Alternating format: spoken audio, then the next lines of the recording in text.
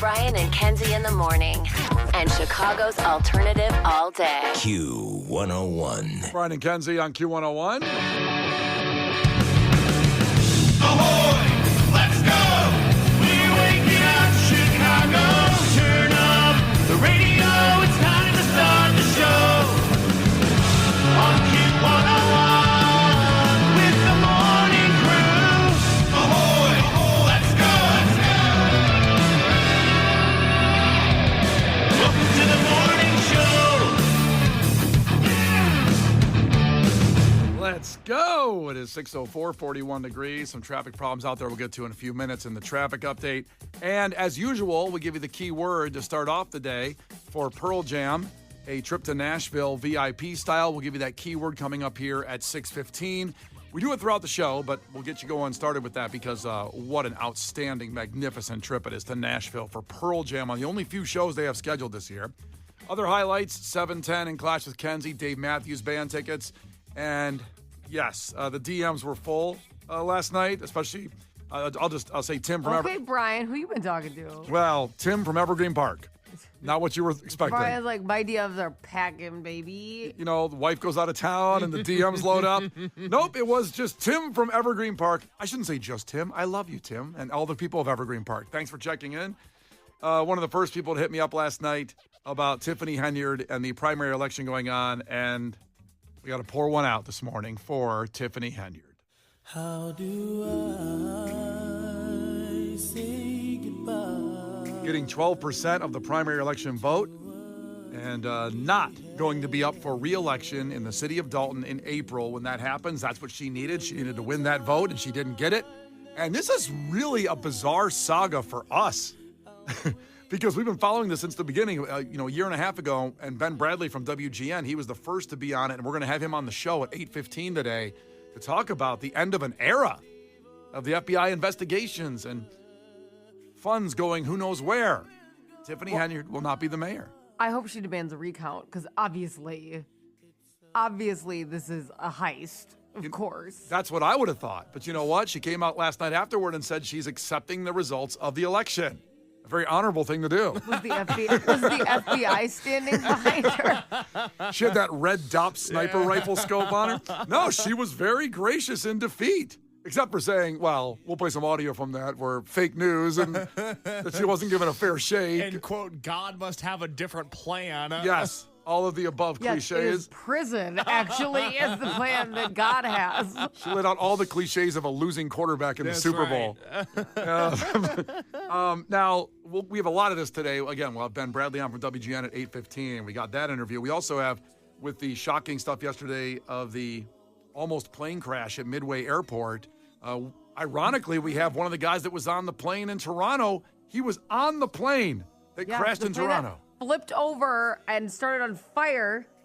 He's going to be with us today. At 7:50, we'll have him. It is madness today. It's stacked. But just because of Tiffany Henyard, no longer going to be able to be I almost said the governor again, the mayor of Dalton. Let's play her jam that she put out last minute to try to wean the public to get votes.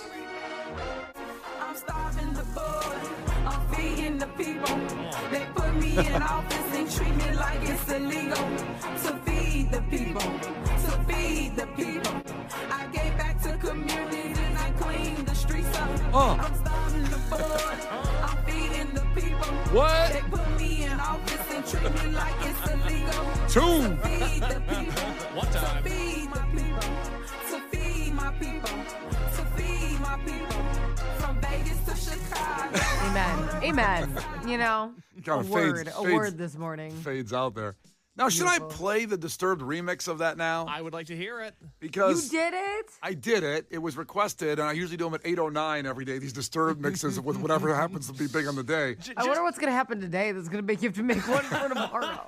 I don't know. Are you going to have to do a Disturbed remix of a plane crash? Possibly. Yeah. We have the call, actually the air traffic control call of the problem that happened at Midway yesterday. I shouldn't say the problem, almost crashed. I guess if it's jarring to you that Brian just said a Disturbed remix, what has happened over the course of the last 3 weeks is we came on the air after the Super Bowl when Kendrick Lamar performed, and Brian made this big plea about how all these genres should come together during the halftime show. He likes a whole big production, and just happened to say, wouldn't it have been great if Disturbed came out with Kendrick Lamar, which certainly caught me off guard. And so we did a Kendrick Lamar Disturbed remix, and then we played a Hooters commercial a few days ago as Hooters continues to have financial trouble, which is a pity for us all. And Brian did a Hooters Disturbed remix, and then Tiffany Hinyard dropped that song, and now the same people that Tiffany Hinyard is claiming to feed, have demanded a Tiffany Hinyard Disturbed remix.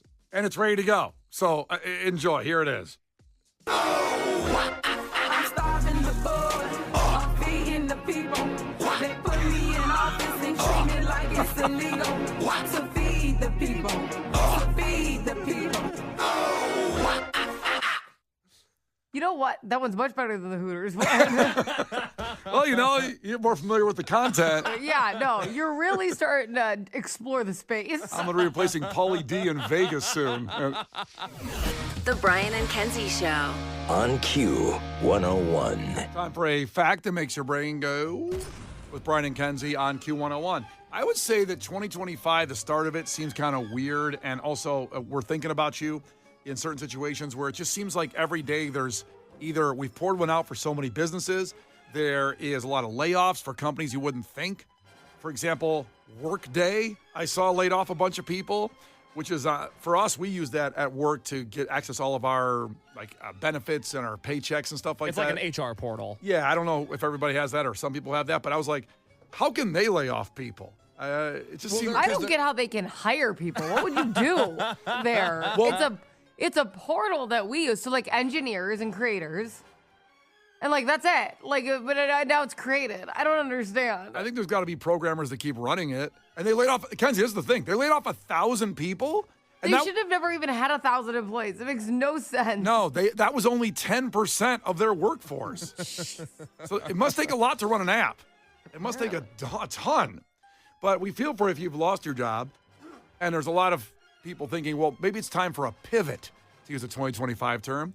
I've certainly been looking for a side hustle for the last year, a different side hustle than I already have. People love side hustles. Love it. Got to get that. It just seems so easy. Get a real estate license. You'll make an extra $100,000 a year. I don't know if there's that many houses out there to sell. Who's telling you that? Oh, the internet.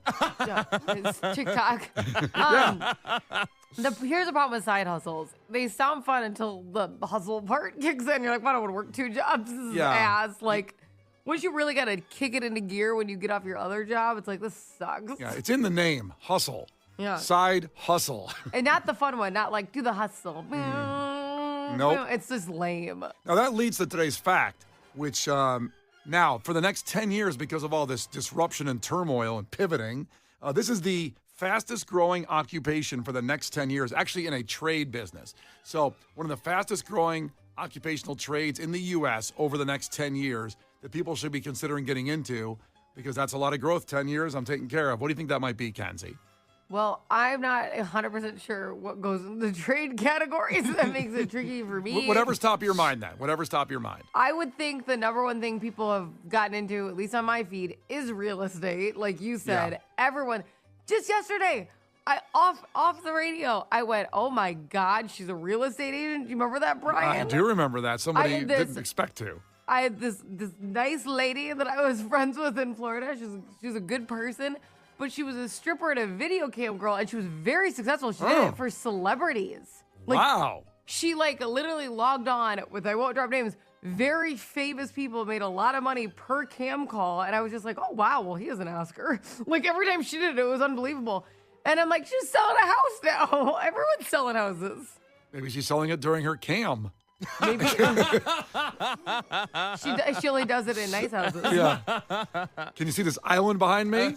No, look at the island. The island's over here. Look at that backsplash. It's I incredible. was thinking what you were just saying. Maybe everything's, maybe cam services isn't paying like it used to. I don't know. I don't know either. We've had extensive conversations on the air about OnlyFans, but not recently. Well, I think the camming business is booming. Yeah. It's probably a great time to get into that. Can I get into that? Is that trade? I think that is trade, but not I don't know Brian what does it. defines trade. No, you're right. We'll use that as yours. That's a trade. It certainly is. Case, what do you think it is? I don't know, probably building AI robots that are going to kill us all. Good And Lord. I mentioned that because as you talked about the Workday cuts, I Googled it. And the company cut all these workers because they're pivoting to AI. Do you want to hear what their CEO had to say? No. Yeah, I do. Okay, tell me. Is their CEO a robot by chance? Their CEO said at the beginning of February, our journey at Workday has always been about challenging the status quo, embracing change, and putting our customers at the heart of everything we do. As we start our new fiscal year, we're at a pivotal moment. Companies everywhere are reimagining how work gets done, and the increasing demand for AI has the potential to drive a new era of growth for Workday. Thus, they cut 8.5% of their workforce. So that's pretty cool. They're going to have to, because okay, so this is new. Like this whole AI can do all of our jobs thing, a little bit new.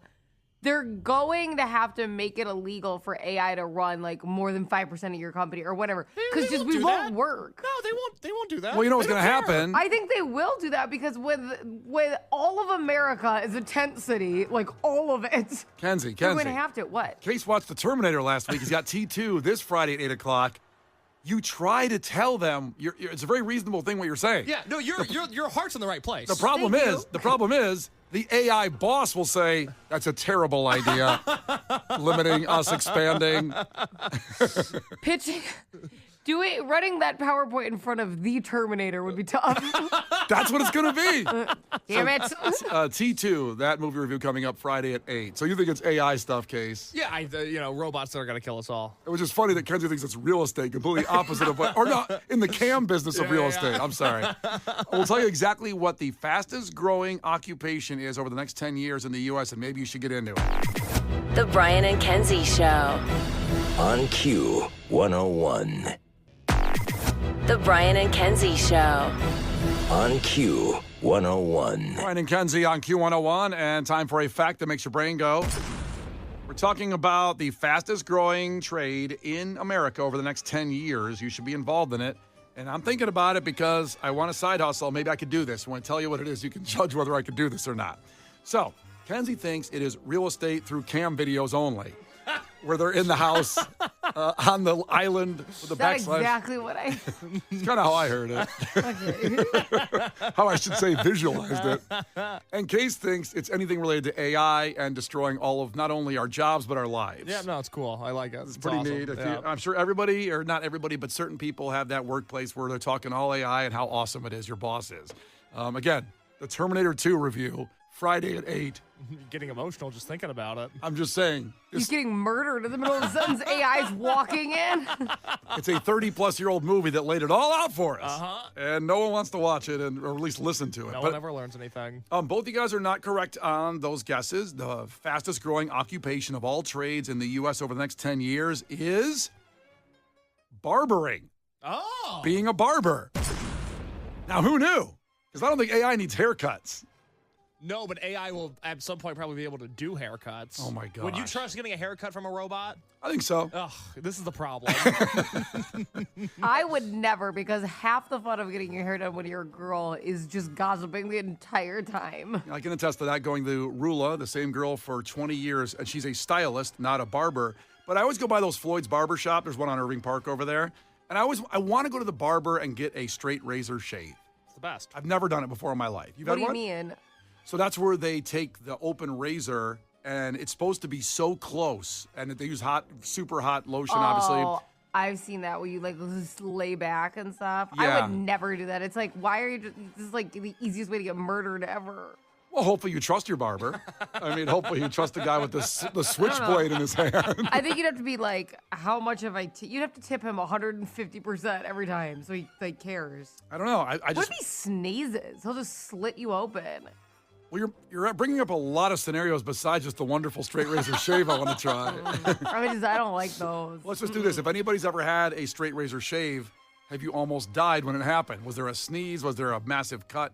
Because I want to get that real straight razor. I've heard they last a couple days longer than a regular shave. It just looks cool. I want to be like a mobsters get them. Why can't I get one? Yeah, no, you I deserve don't think that. you really need it. I've never even seen you with a bunch of hair on your face. I had a goatee for a good long stretch in the old sludge days here at Q101. I had I think you should bring some facial hair back. It's gonna be a nice look for you. I might try it. It got A little gray. something. That's the problem. I got a little gray beard coming in. Girls love that. It's like the George Clooney effect. I'm telling you, I love. Somebody told my husband, and it's a guy. Guys always think this. they're like, you should dye your beard like all, like one color because he's a bunch of gray in his beard. And I'm like, no, like, because I like love the salt and pepper. And it's like, it's guys who think you shouldn't have the gray. Girls love it. I love knowing that you're probably tired and you can't argue with me as long. I will say all women use that exact angle. Even Megan. Megan loves salt. My Megan? My Even Megan. my Megan. She loves that guy that was the coach in Friday Night Lights. I can't remember his name right now, but he's an actor. He's got that. Billy Bob Thornton. No, that's the movie. You're right. That's the movie. Oh. But the TV show version, beautiful guy.